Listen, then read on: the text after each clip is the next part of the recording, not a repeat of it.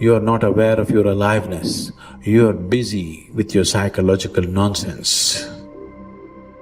Your thoughts, your emotions have become, your psychological reality has become far more important than your existential reality.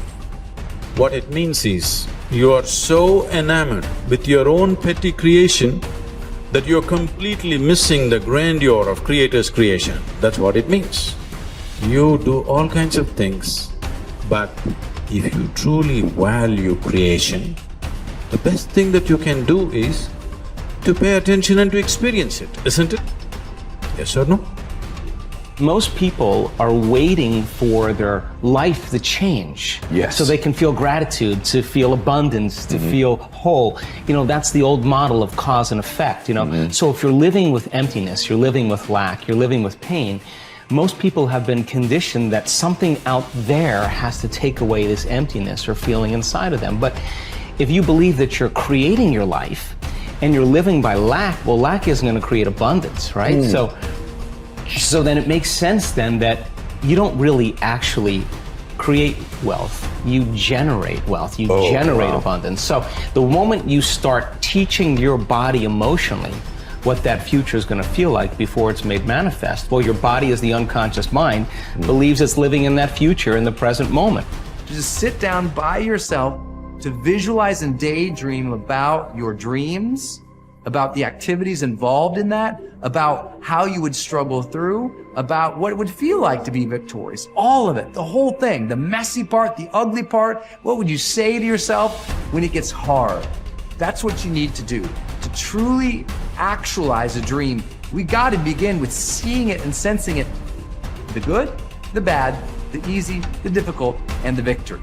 How you would like your life to be, what you would like your character to be 3 to 5 years down the road, if you were taking care of yourself like you were taking care of someone that you actually cared about. So you kind of have to split yourself into two people and treat yourself like someone you have respect for and that you want the best for. That's not easy because people don't necessarily have respect for themselves and they don't necessarily want what's the best for themselves because they have a lot of self-contempt and a lot of self-hatred, a lot of guilt.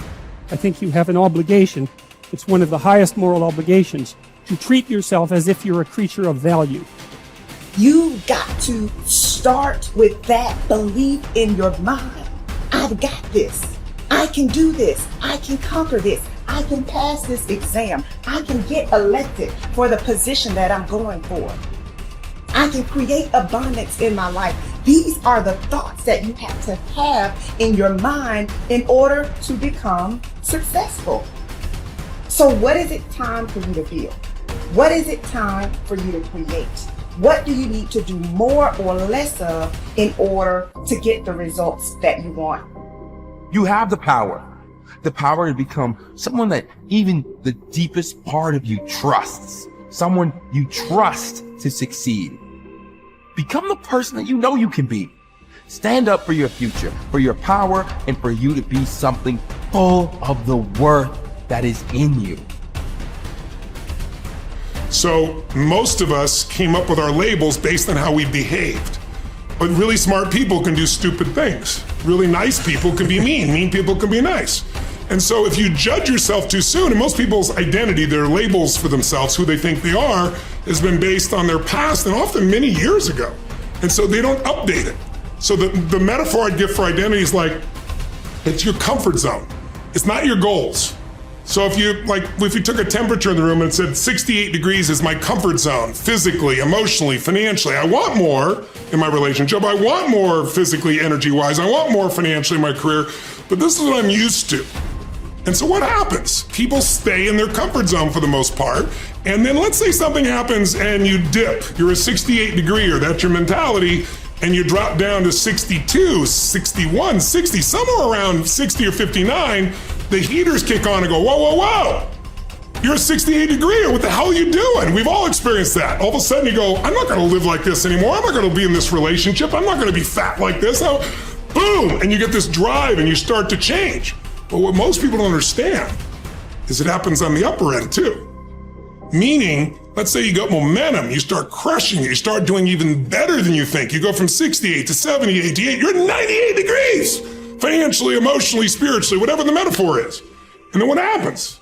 You're going to say, hey, your brain goes, who the hell do you think you are? You're not a 98 degree here. Right? Get back to 68. And if nothing else, the heaters stop, you lose your drive, and that'll drift you back. And not enough, the air conditioner can kick on, and you start to kind of sabotage yourself till you get back to your comfort zone. So unless you expand your identity, change is temporary. It's like when someone says to me, I've stopped smoking, it's been 8 days. I go, why are you counting? And I say, why are you counting? So you can tell people how long you lasted this time? Like if I went to somebody and I said to you, hey, you know, Louis, you want a cigarette? You're not going to say, what brand is it? You go, no, Right. I'm not a smoker. Notice how people, I'm not one of those. That's not my identity.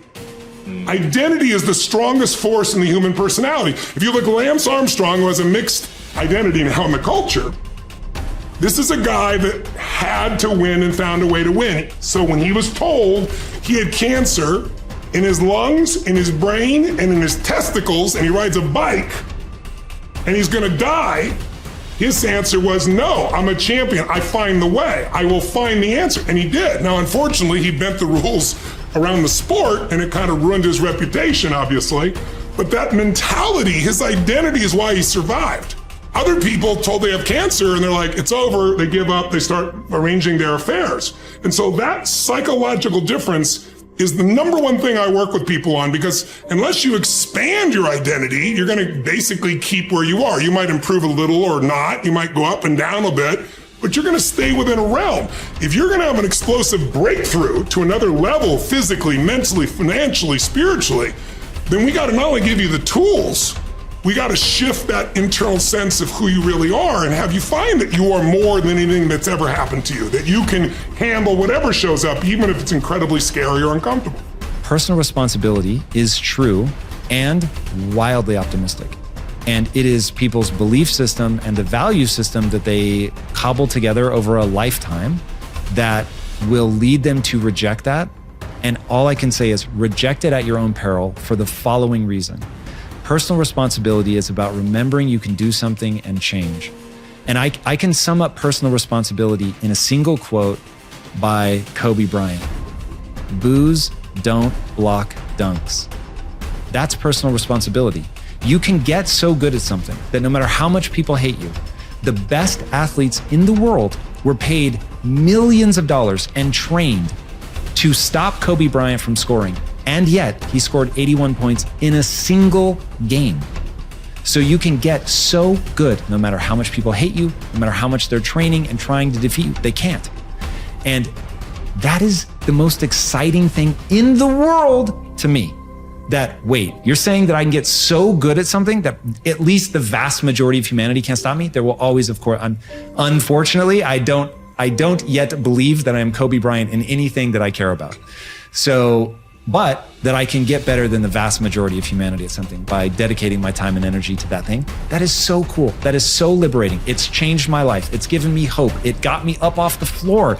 It in every possible way, it has changed my life. It is the thing that I rely on when I'm feeling my most anxious. I'm like, I can get better at this. A word. And then I remember, that's right. Like if I put time and energy into this, I can get better. So it's okay if I'm actually not good at this. You have only to keep in mind the experiences you wish to meet in order to control your own future. Shakespeare expresses the same thought in another way. Assume a virtue if you have it not. Look the part, dress the part, act the part. Be successful in your own thoughts first. In other words, fake it till you make it. Basically, when it comes to personality traits, there is no difference between possessing them and pretending to have them. Dr. Carl Simonton said that mind, body, and emotions are a unitary system. I affect one and you affect the others. This means that you can pretend to be confident or courageous, and the cocktail of chemicals inside your body for those attributes will be created, and you will indeed feel confidence or courageous. Pretending you have a character trait such as confidence is not the same as pretending you can scale mountains or play the tuba. Those particular skills must be learned. Characteristics such as courage, confidence, and enthusiasm are created in the mind by the pictures you create, though.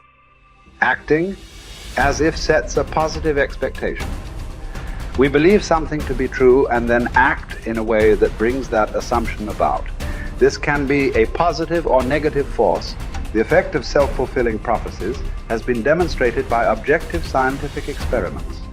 In one study at the start of the 1968 school year, Dr. R. Rosenthal gave a non-verbal intelligence test to 18 classrooms of elementary school students in a Californian public school district. 20% of the students selected randomly, not on test score, were then identified as intellectual bloomers, and their teachers were told they could expect to see remarkable intellectual gains in the coming year. The only difference between these students and the other 80 was the expectations created in the teachers' minds. When both groups were retested 8 months later, the bloomers had gained in IQ points over the other group. This is significant because it shows that altered expectations can result in unconscious changes in behavior that dramatically change the outcome. In another study during the 1970s, 152 cancer patients were assessed based on their expectation and attitude about their treatment, and then each was monitored for 18 months. The results clearly indicated those with a positive expectation about the treatment got the best result. It follows, therefore, that your chances of success in anything in life are greatly improved by positive expectations. Man is like the wireless operator. Man is subject to miscellaneous wrong through currents if his mind is not in tune with the infinite, or if he is not keyed up to higher vibrations than those of negation. If you want a quality, act as if you already had it.